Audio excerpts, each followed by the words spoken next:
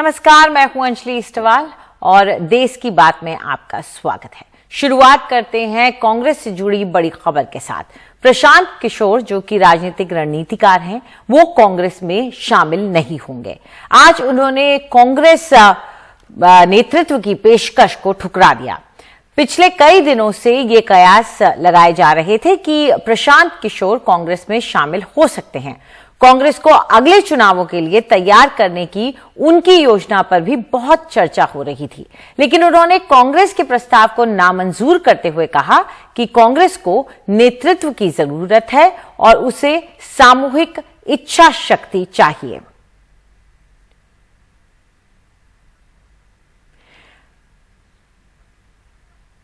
और इस बात के बारे में बताते हुए प्रशांत किशोर ने आज ट्वीट किया था। उन्होंने अपने ट्वीट में लिखा कि मैंने कांग्रेस नेतृत्व के पार्टी में शामिल होने और ईएजी में चुनावों की जिम्मेदारी लेने के ऑफर को ठुकरा दिया है।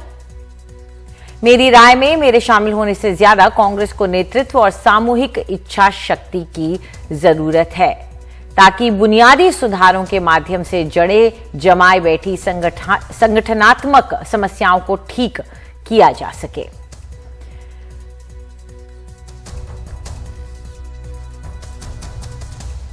तो आपको बता दें कि प्रशांत किशोर ने एक प्रेजेंटेशन की थी, एक खाका तैयार किया था और इसे सोनिया गांधी को दिया गया था। उसके बाद बड़े नेताओं के पास भी ये योजना सामने रखी गई थी। इसको लेकर जब मंथन हुआ कांग्रेस में, तो बाद में यह तय किया गया कि प्रशांत किशोर को कोई सीनियर पोजीशन, ऐसी पोजीशन जिससे वो इस योजना को क्रियान्वयन कर सके, न देने के बजाय उनको एक ऐसे ग्रुप, एक समूह का हिस्सा बनाया जाए जिसका काम संगठनात्मक तौर पर कांग्रेस को मजबूत बनाना है और आने वाले चुनावों की तैयारी करना है।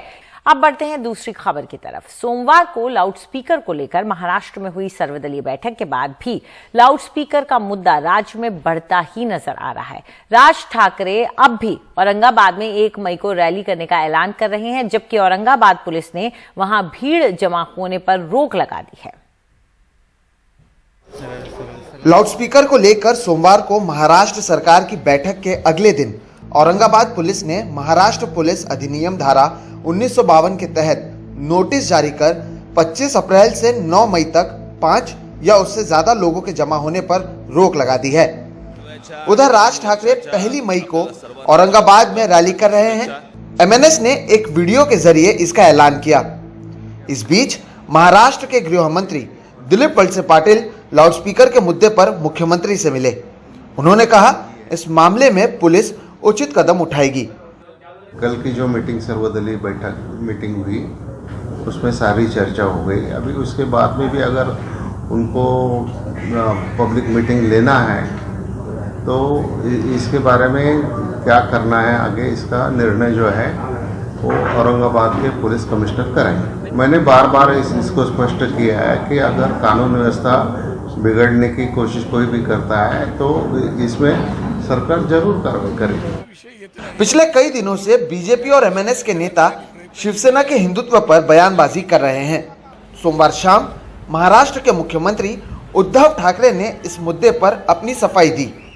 पण जे गेले काही दिवस चाललेलं आहे, हिंदुत्व सोडलं, शिवसेनेने हिंदुत्व सोडलं, म्हणजे नेमकं काय सोडलं? हिंदुत्व म्हणजे काय धोतर आहे का हो? हे घातलं, नेसलं आणि सोडलं, हे असे नाहीये। एक मुद्दा मी मुद्दामून सांगेन की जे आता आम्हाला हिंदुत्व शिकवत आहेत त्यांनी लक्षात ठेवायला पाहिजे काय तुम्ही हिंदुत्वासाठी केलेलं आहे। ज्या वेळेला बाबरी पाडली गेली होती तेव्हा सुद्धा तुम्ही बिळामध्ये लपला होतात। राम मंदिर बांधण्याचा सुद्धा निर्णय हा तुमच्या सरकारने घेतलेला नाही, तो कोर्टाने दिलेला आहे। आने वाले दिनों में गृह मंत्री औरंगाबाद पुलिस कमिश्नर से मिलकर इस मुद्दे पर चर्चा करेंगे, लेकिन फिलहाल एमएनएस लाउडस्पीकर के मुद्दे पर शांत बैठती नजर नहीं आ रही है। मुंबई से संजय मंडल के साथ सोहित मिश्रा, एनडीटीवी इंडिया। मध्य प्रदेश में निमाड़ दंगों के जख्म अभी भरे नहीं हैं कि राज्य में लाउडस्पीकर विवाद भी पहुंच गया है। क्रिकेट के मैदान से भी धार्मिक भेदभाव की खबरें आ रही हैं। सरकार कह रही है कि सबको बराबरी से रहने का हक है, लेकिन विपक्ष उसकी कार्रवाई को एक तरफा करार दे रहा है।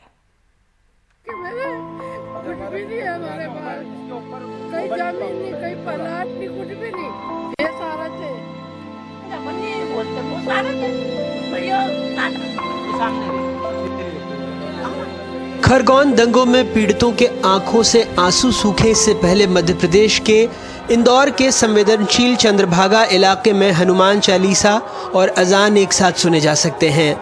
हिंदवी स्वराज नाम के संगठन ने आह्वान किया है कि जितनी तेजी से अजान की आवाज़ आएगी उतनी ही जोर से हनुमान चालीसा भी बजाएंगे। हिंदू सनातन धर्म के सभी जनता, सभी समाज जनों ने इसकी शुरुआत की है। अब पूर्व में भी हमने सारे वकीलों के माध्यम से हर थाने में शहर के ज्ञापन दिया और चेतावनी दी कि कभी ये लाउड स्पीकर नहीं उतरे तो हम भी हमारे घरों से, हमारे मंदिरों से लाउड स्पीकर लगा के और हनुमान चालीसा का पाठ करेंगे। हमारा उद्देश्य किसी भी धर्म को ठेस पहुंचाना नहीं है, पर हमारा उद्देश्य यह है कि जो हमारे लोग, हमारी जनता परेशान हो रही है लाउड स्पीकर के चलते, तो हम इसके विरोध स्वरूप में हमने ये कदम उठाया है।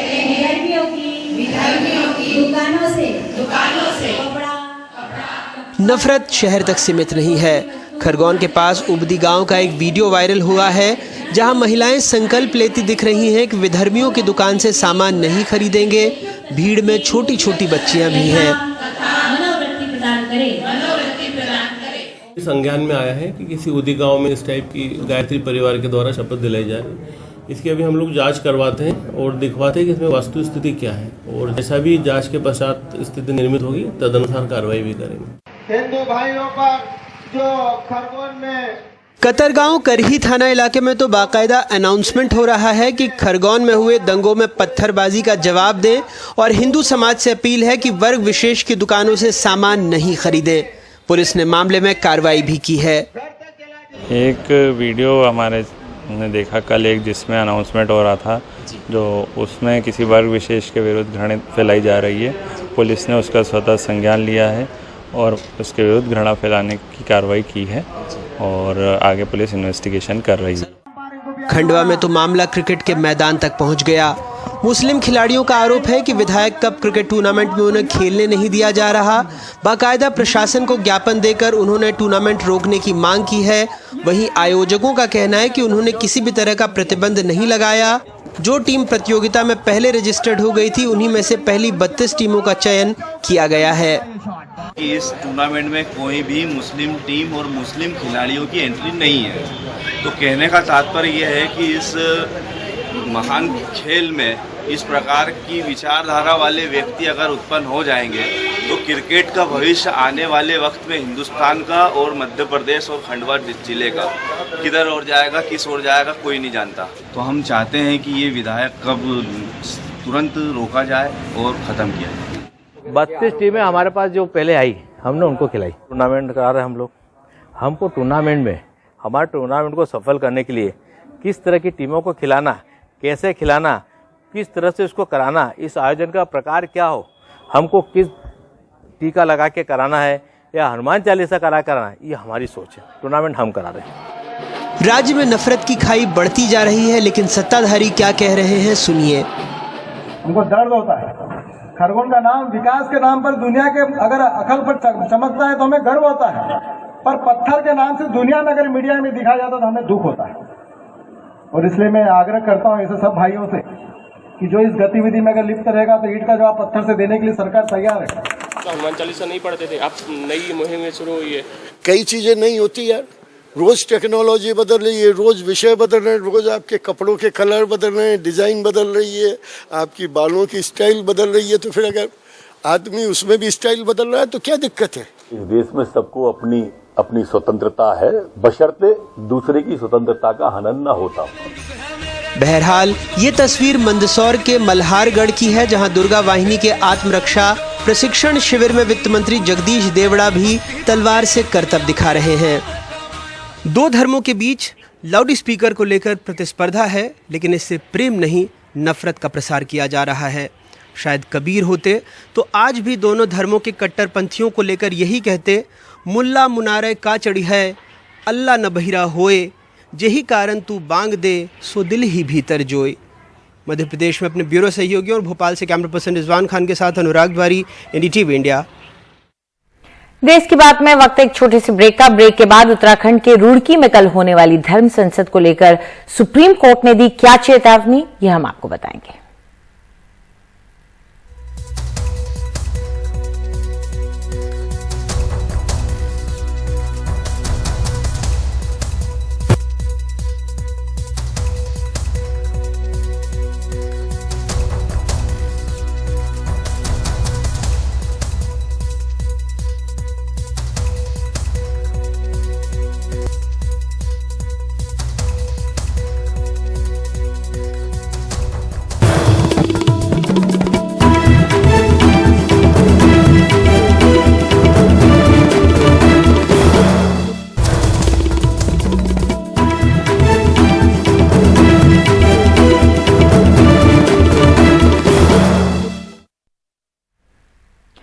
धर्म संसदों में हेट स्पीच के ऊपर सुप्रीम कोर्ट अब सख्त हो गया है। उसने उत्तराखंड सरकार को चेतावनी दे दी है, वहीं हिमाचल सरकार से जवाब तलब किया है।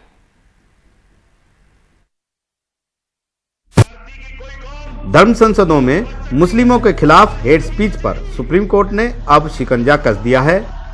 सुप्रीम कोर्ट ने उत्तराखंड सरकार को चेतावनी दी है कि उसे हेट स्पीच पर कदम उठाने होंगे।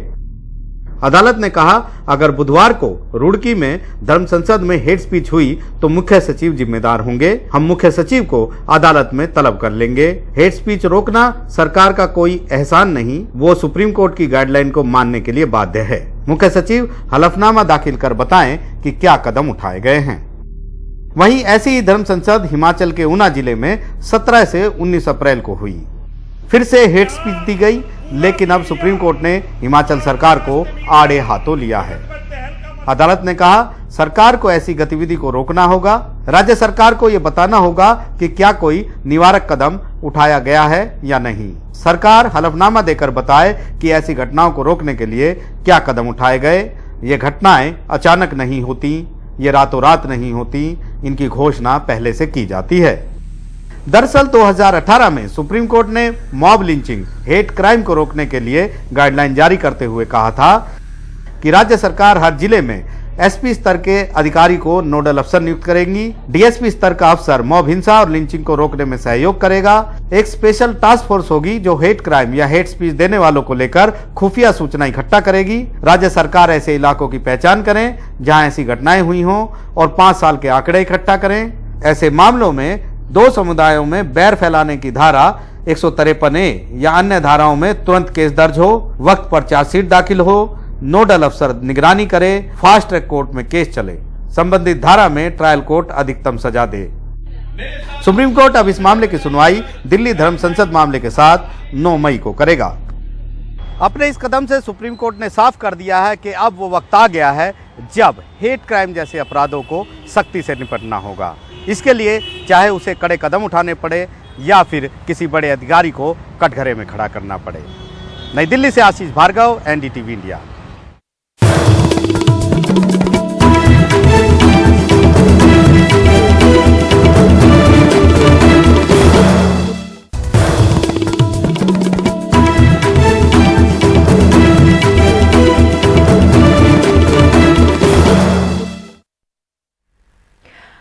महाराष्ट्र के मुख्यमंत्री उद्धव ठाकरे के निवास के सामने हनुमान चालीसा पढ़ने की घोषणा के आरोप में गिरफ्तार सांसद नवनीत राणा की आज डबल झटका लगा है। एक तो सत्र न्यायालय में राणा दंपति की जमानत अर्जी पर सुनवाई टल गई और दूसरे मुंबई पुलिस आयुक्त ने एक वीडियो जारी कर राणा दंपति के इस आरोप से हवा निकाल दी कि उनके साथ दुर्व्यवहार हुआ है और उन्हें पानी तक नहीं पूछा गया और जाति सूचक शब्द कहे गए। मुंबई के खार पुलिस थाने की यह सीसीटीवी तस्वीर सांसद नवनीत राणा के आरोप का जवाब है। नवनीत राणा ने लोकसभा अध्यक्ष को पत्र लिखकर शिकायत की थी कि वो निचली जाति के हैं, इसलिए उन्हें पानी तक नहीं दिया गया। लेकिन खार पुलिस थाने के इस सीसीटीवी वीडियो में पति पत्नी दोनों चाय और पानी पीते हुए दिख रहे हैं। खुद मुंबई पुलिस आयुक्त संजय पांडे ने यह वीडियो ट्वीट कर पूछा है कि क्या कुछ और भी कहने की जरूरत है। इसके पहले खुद राज्य के गृह मंत्री दिलीप वलसे पाटिल भी नवनीत राणा के आरोपों को गलत बता चुके थे। ये जो सभी बातें हैं इसके बारे में हम इंक्वायरी करेंगे, लेकिन मेरी जो प्राथमिक इंफॉर्मेशन है ऐसा कुछ हुआ नहीं। गौरतलब है कि लोकसभा सेक्रेटरीट और केंद्रीय गृह मंत्रालय ने महाराष्ट्र सरकार को पत्र लिखकर नवनीत राणा द्वारा लगाए गए आरोपों पर जवाब मांगा है। जेल में बंद राणा दंपति को दूसरा झटका सत्र न्यायालय से लगा है। जमानत अर्जी पर सुनवाई 29 अप्रैल तक के लिए टल गई। इस बीच सीसीटीवी वीडियो सामने आने के बाद नवनीत राणा के वकील ने कहा कि बदसलूकी खार पुलिस थाने में नहीं बल्कि सांता क्रूज पुलिस लॉकअप में हुई थी। जब उनको ट्रांसफर किया गया पुलिस की गाड़ी के अंदर तो सैंटाक्रूज पुलिस स्टेशन की सीसीटीवी रिकॉर्डिंग्स और सैंटाक्रूज पुलिस स्टेशन के लॉकअप की सीसीटीवी रिकॉर्डिंग्स रिट्रीव करनी चाहिए संजय पांडे सर को। उसमें से जो सच्चाई है उसके ऊपर वो रोशनी डालेंगे। जिस तरीके से उन्होंने सोशल प्लेटफॉर्म के ऊपर खार पुलिस स्टेशन की वीडियो रिलीज की है, मैं उम्मीद करता हूं कि सैंटाक्रूज पुलिस स्टेशन की रिट्रीव की हुई सीसीटीवी रिकॉर्डिंग्स भी बिना किसी एडिटिंग के उसको सोशल प्लेटफॉर्म में हाईलाइट करना चाहिए ताकि पब्लिक को पता हो कि क्या सच है क्या गलत है। लेकिन सवाल है, नवनीत राणा ने भी शिकायत में आधा सच ही क्यों लिखा? खार पुलिस थाने में चाय पानी मिलने की बात क्यों गोल कर गई? राजनेता अपनी राजनीति चमकाने के लिए स्टंट करते रहते हैं, लेकिन कभी कभार पासा उल्टा पड़ जाता है। महाराष्ट्र में अमरावती के राणा दंपति के साथ भी इस बार कुछ ऐसा ही हो रहा है। पहले जेल मिली, फिर बेल की अर्जी पर तारीख और अब दलित विक्टिम कार्ड भी फेल होता नजर आ रहा है। दिल्ली से नीता शर्मा और मुंबई से सोहित मिश्रा और कैमरामैन अशोक महाडिक के साथ सुनील सिंह, एनडीटीवी इंडिया के लिए। और अब रुक करते हैं कर्नाटक का, जहां दक्षिणपंथी हिंदू संगठनों के विरोध के बाद कर्नाटक सरकार ने क्रिश्चियन मिशनरी स्कूल के खिलाफ कार्रवाई का फैसला किया है। दरअसल हिंदू जन जागृति समिति ने आरोप लगाया था कि बेंगलुरु के एक जाने माने स्कूल में उनमें से एक है क्लेरेंस स्कूल, यहां बच्चों को जबरन बाइबल पढ़ाई जा रही है और कर्नाटक सरकार ने स्कूल को अब नोटिस जारी किया है। क्लेरेंस स्कूल में बाइबल पढ़ाई जाती है, ये शिकायत हिंदू जन जागृति समिति ने दोपहर को की, लेकिन शिक्षा मंत्री बीसी नागेश ने सुबह में ही क्लेरेंस स्कूल को नोटिस जारी कर दिया, national child's right protection commission के पत्र पर। वह स्कूल बहुत गलत कर चुका है। कोई स्कूल रिलीजियस बुक्स को फोर्स करने के लिए अधिकार है नहीं, फिर भी इतना पुराना स्कूल वालों कैसा किया है हमको समझ में नहीं आ रहा है। 75 साल हो चुका है स्वातंत्र आने के बाद में, वह देश का नियम पालना उसका धर्म था, वह नियम के उल्लंघन कर चुका है। इसको नोटिस ने डिपार्टमेंट दे चुका है। रिप्लाई आने के बाद में लीगल एक्शन क्या लेना और लीगल डिपार्टमेंट के बात करके हम लोग लेने वाला है। हिंदू जन जागृति समिति के आरोप प्रत्यारोप के बाद national commission for the protection of child rights ने बेंगलुरु डीसी को 7 दिनों के अंदर जांच रिपोर्ट देने को कहा है। आयोग ने कहा कि स्कूल में जबरन बाइबल पढ़ाना पहली नजर में आर्टिकल 25 और आर्टिकल 28 का उल्लंघन है। आज जब बीजेपी सरकार बोल रही है कि क्लेरेंस स्कूल ने कंपलसरी किया है तो गलत किया है। कल वो खुद बोल रहे थे कि हम भगवत गीता लाएंगे, अब ये बोल रहे हैं कि हम बाइबल लाएंगे, कोई और बोलेगा कुछ और लाएंगे। ऐसे नहीं होना चाहिए। इस देश को आगे बढ़ाना है, इस विश्व का अगर हमें गुरु बनना है तो बच्चों को साइंटिस्ट बनाओ, इंजीनियर बनाओ, इन्वेंटर्स बनाओ और इस क्षमता को आप उभारो उसमें। हिजाब के बाद अब बाइबल। दक्षिणपंथी हिंदू संगठन बेलगाम हैं, आम लोग परेशान हैं, क्योंकि धार्मिक उन्माद इस राज्य की पहचान नहीं रही है। बसवराज बोम्मई सरकार चुप है क्योंकि विधानसभा चुनावों को तकरीबन 1 साल का ही वक्त अब बचा है। ऐसे में इन लोगों के खिलाफ कार्रवाई करके वो अपना जनाधार कमजोर करना नहीं चाहते। बेंगलुरु से कैमरामैन कुमार के साथ निहाल खिदवई, एनडीटीवी इंडिया।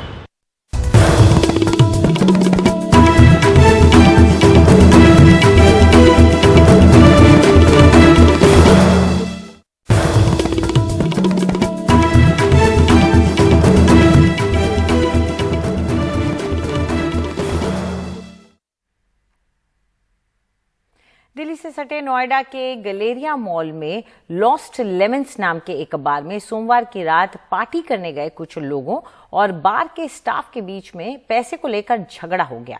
आरोप है कि बार के स्टाफ ने एक निजी कंपनी के मैनेजर को इतना पीटा कि उसकी मौत हो गई। इस मामले में पुलिस ने बार के स्टाफ को हिरासत में ले लिया है।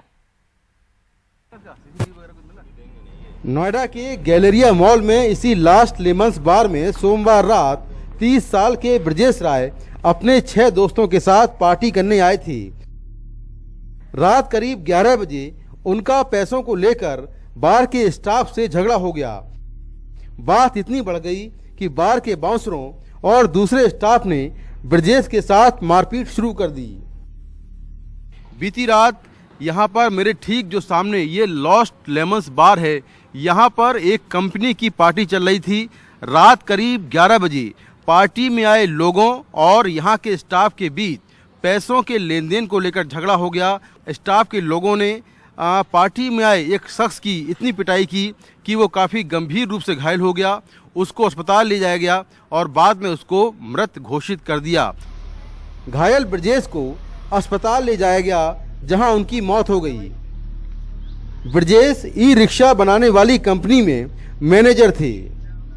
उनकी पत्नी पूजा नोएडा डीपीएस में टीचर हैं। उनका कहना है कि ब्रजेश ने कहा था कि वो लेट आएंगे, लेकिन जब देर रात तक उनका फोन बंद आता रहा तो वो खुद अस्पताल गईं। ब्रजेश के 5 और 3 साल के 2 छोटे बच्चे हैं। 12 बजे के बाद मैंने उनके दोस्तों को फ़ोन करना शुरू किया। फिर उनके दोस्तों ने मुझे घुमाना शुरू किया। आधे घंटे में करते हैं, 2 मिनट में बताते हैं, थोड़ा टाइम दे दीजिए। ऐसा कर करके उन्होंने 2 बजे तक मुझे घुमाया। फिर जब मैंने पूछा कि आखिर हुआ क्या है, मुझे बता दीजिए, तब उन्होंने बताया कि बात हाथ से बाहर निकल चुकी है, ब्रजेश नहीं रहा। पुलिस ने अब तक संपर्क नहीं किया आपसे? वहीं जो मैंने हॉस्पिटल में जो मुझसे पुलिस मिली है, उसके बाद मुझे कोई। क्या मांग करती हैं आप? क्या कुछ कहना चाहेंगे आप? मुझे बस जानना है मेरे पति के साथ क्यों हुआ और क्या हुआ। पुलिस ने बार से सीसीटीवी फुटेज जब्त कर लिया है जिसमें पूरी वारदात कैद है। इस मामले में बार के स्टाफ को हिरासत में लिया गया है, जिनमें 8 लोगों की पहचान हुई है जो मारपीट में शामिल थे। जितने लोग यहाँ स्टाफ थे 16 लोगों सबको हम लोगों ने हिरासत में ले लिया। पूछताछ 1 बाय 1 कर रहे हैं। 8 लोगों की संलिप्तता अब तक सामने आई। फुटेज हम लोग को दिखाया गया है, एक जगह से कहीं ना कहीं से हमें एक छोटा सा फुटेज मिला है जिसमें आपस में मारपीट और धक्का मुक्की टाइप की सिचुएशंस दिख रही है। हम लोग अभी बहुत सारे कैमरे वहाँ हो सकते हैं, सारे कैमरेज की फुटेज को लेने के प्रोसेस में है। पुलिस का कहना है कि लास्ट लेमन्स बार का लाइसेंस भी कैंसिल हो सकता है। नोएडा से कैमरामैन सचिन गुप्ता के साथ मुकेश सिंह सेंगर, एनडीटीवी इंडिया।